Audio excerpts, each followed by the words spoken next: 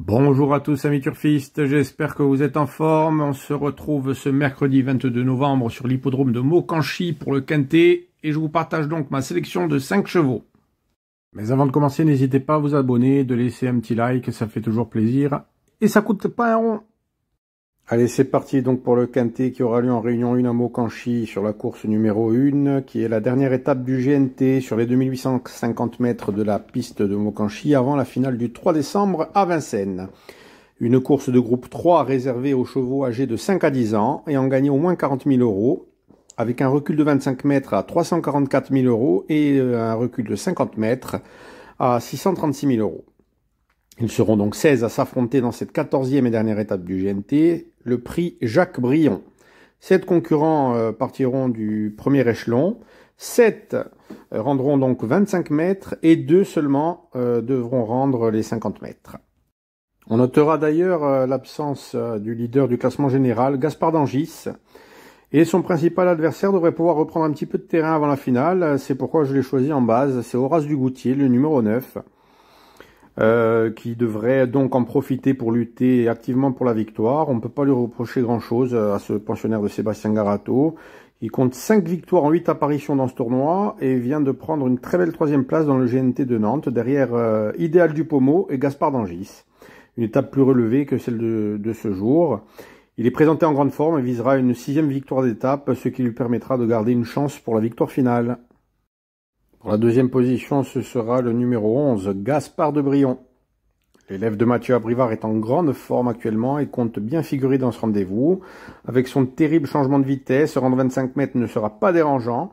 Et après ces 2 superbes performances au mois d'octobre, il ne devrait pas être loin de la vérité. Mathieu Abrivard affiche sa confiance, donc c'est un candidat sérieux à la victoire. Pour la suite, je vois beaucoup de surprises dans ce rendez-vous. Alors peut-être que j'ai raison ou peut-être que j'ai tort, on ne le saura malheureusement qu'à la fin de ce Quintet. Donc pour la 3e place, j'ai choisi le numéro 12, Élite de JL. Le protégé de Jean-Luc Dersoir a beau avoir 9 ans.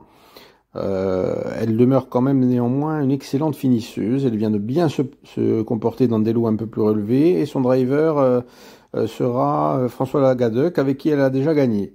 Avec un bon déroulement de course, elle pourra venir placer sa pointe de vitesse finale pour prendre une part active à l'arrivée. Elle qui a déjà gagné sur cet hippodrome, mais c'est vrai que c'était il y a très longtemps.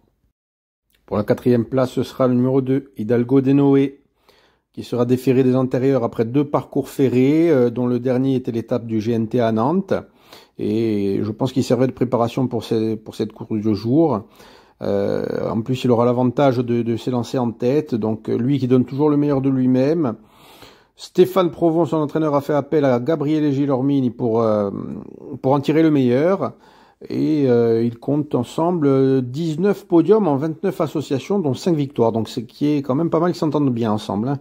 Il semble quand même ne pas avoir de marge pour la victoire, mais sa place dans la combinaison du Quintet n'est pas impossible. Et pour terminer ma sélection, en 5e position, ce sera le numéro 3, Galba Rinja. Le pensionnaire de Romain Derieux alterne bien les 2 disciplines du trot. Il vient de bien se comporter à Vincennes, donc au trot monté en prenant la 2e place.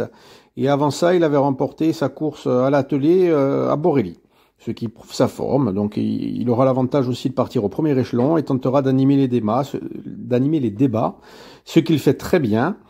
Et de plus, il a déjà gagné sur ce parcours. Je pense qu'il peut rivaliser avec certains pour les places. Donc on récapitule ma sélection. Le 9, Horace Dugoutier, suivi du 11, Gaspard de Brion. Le 12, Élite de JL. Le 2, Hidalgo de Noé. Et pour finir, le 3, Galba Rinja.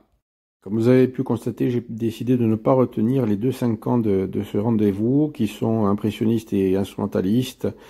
Je sais pas, c'est un ressenti, c'est à voir.